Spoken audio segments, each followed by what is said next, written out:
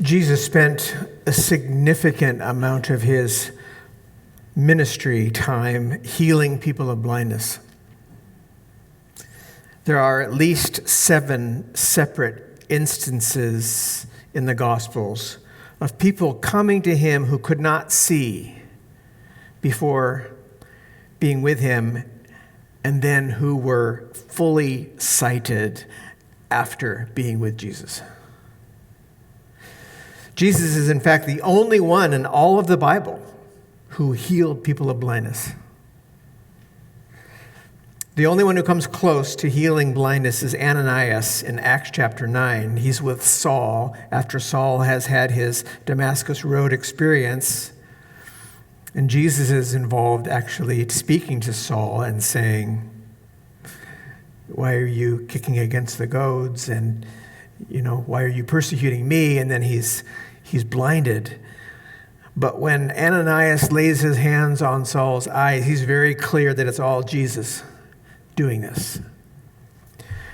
So why is this? Why only Jesus healing blindness?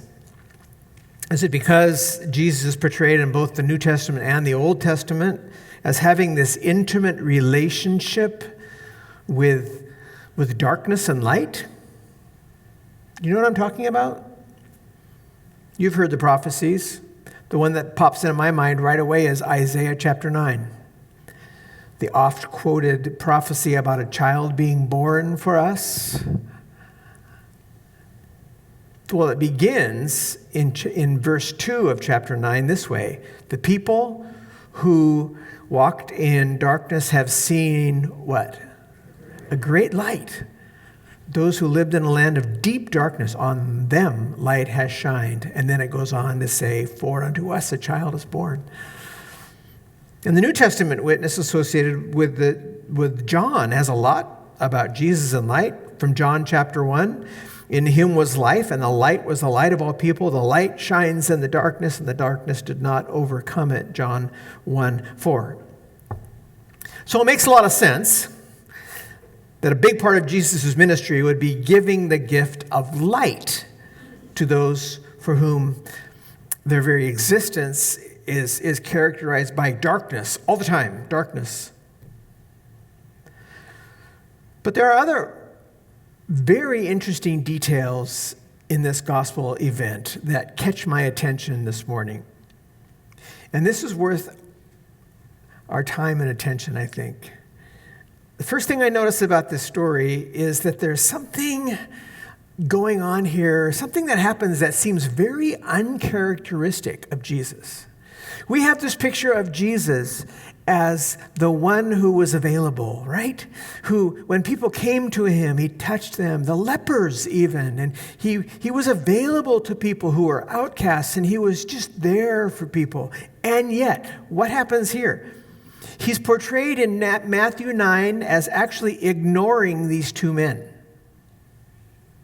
And this would have been a feat in and of itself, because apparently they were screaming at him. The Greek word for crying loudly here is the word kradzo, which is literally to scream or to cry. So if you can imagine, they were not simply saying, "Have mercy on us, Son of David." No, they were screaming, "Have mercy," with loud voices. Now, I've been thinking about this week, and I'm thinking, who do I know that has a loud voice? And the first person that comes to mind is sitting right here, is Don Cunningham. So I was wondering, someone else who has a loud voice is also sitting over here, is Shazad. Yeah. Shazad was meditating for a minute, so I did. But Don, if you were to say, "have mercy" in a loud voice, what would it sound like? Have mercy! Shazad, say "have mercy" in a loud voice. Have mercy! Wow. Okay. Now, just imagine that happening over two men. So here's 2 men. Say it together. You ready? Have mercy! Do it again together. 1, 2, 3. Have mercy, Lord! Yeah. Now imagine. Yeah. So imagine that happening over and over, and try to ignore that. Just try. And yet, Jesus did not interact with them on the road. Only later. And this raises a question, right? Why did he not engage them on the road? And the answer may have something to do with the fact that after he healed them, he commanded them not to tell anyone about it, which they chose to ignore. But Jesus shows here that what he shows elsewhere in the Gospels, that he had an aversion to public displays of power. Showy healings were not his thing, especially early in his ministry, it seems. So here's another thing. The fact that the two blind men ended up in the home where Jesus was living was significant. Now, while he did not heal them while they were screaming at him, he did make time for them in his house. Now, think about this with me. How easy was it to get time alone with Jesus? In this span of time, now we're looking at chapters 8 and 9 of Matthew, he healed 10 different people. And we know what happens when miracles like this occur, don't we? The one doing the miracles becomes very popular. The word gets out quickly, especially when you've got a couple of guys blabbing about it.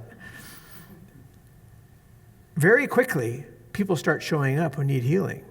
So how easy would it have been for these two to get time with him? Probably not very. Add to this the fact that they were blind.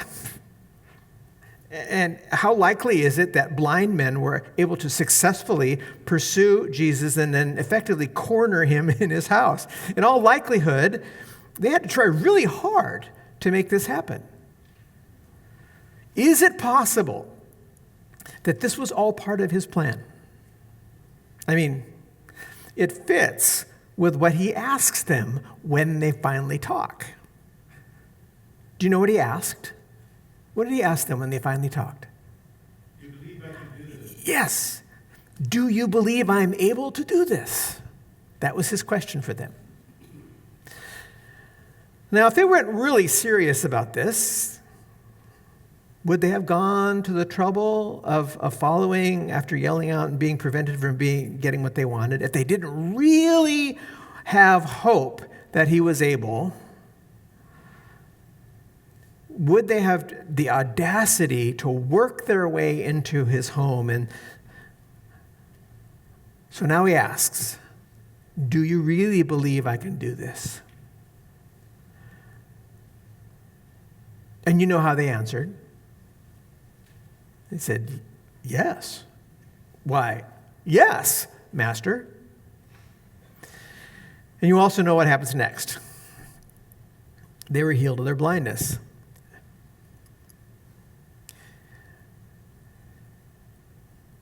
This was their biggest need.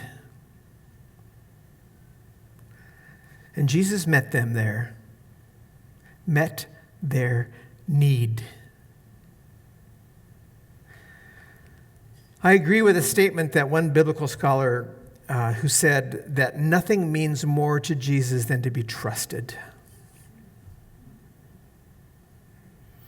Jesus loves it when people think he can. He is able. And this whole story supports this observation. He doesn't respond to them when they're screaming at him. But when they pursue him into his house, he asks them, do you really think I can do this? And they answer, yes, we believe you can do this. And in the words of the Message translation, he says to them, I love this, he says to them, become what you believe.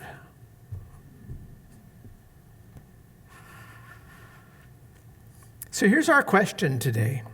Actually, this is my question, and I'm hoping it's a question that you can also relate to. a good question for you as well. Do you see Jesus as able to meet your deepest need?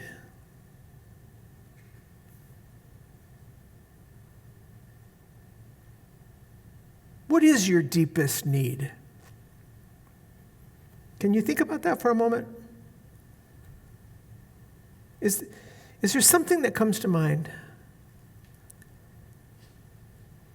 What is your deepest need?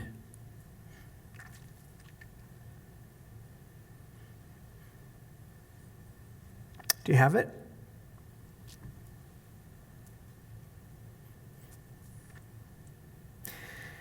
I mean, here you are,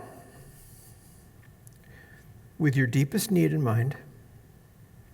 You have followed him into his house. You have his total attention. He's looking you in the eye, and he's asking you,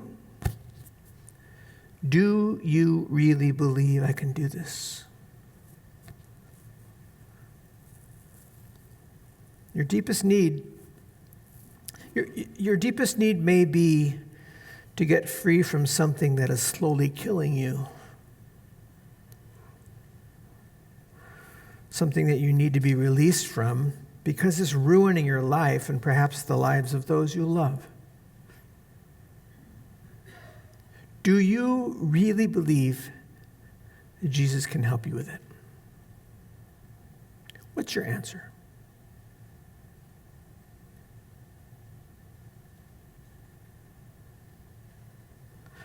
Your deepest need may be a kind of darkness that is overwhelming right now.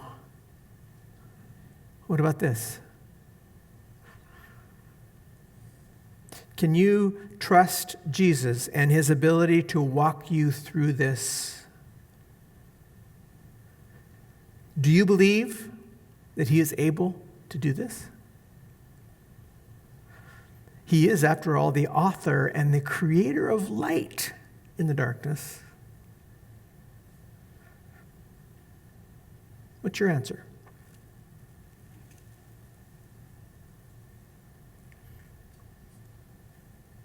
Your deepest need may be a kind of blindness that has you stuck right now. Is there a crisis or a challenge in your life and you just can't see your way forward?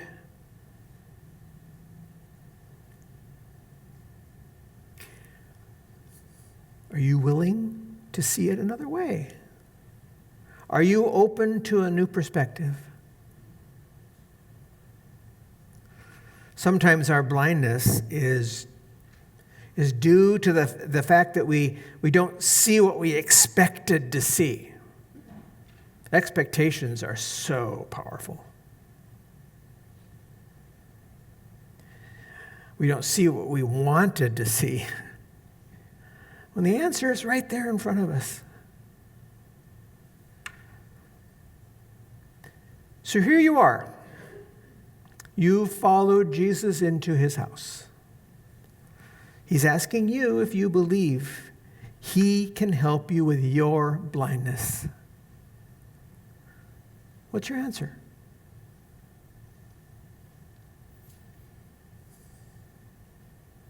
Remember, Jesus loves it when people think he can. Every person who was healed here in chapter 9 was healed because of someone's faith. The original language at the point of the healing of these two blind men emphasizes the fact that their eyes were opened. So the question is this: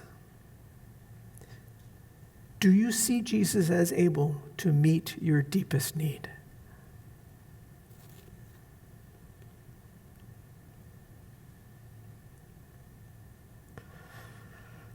Let's take a moment to pray.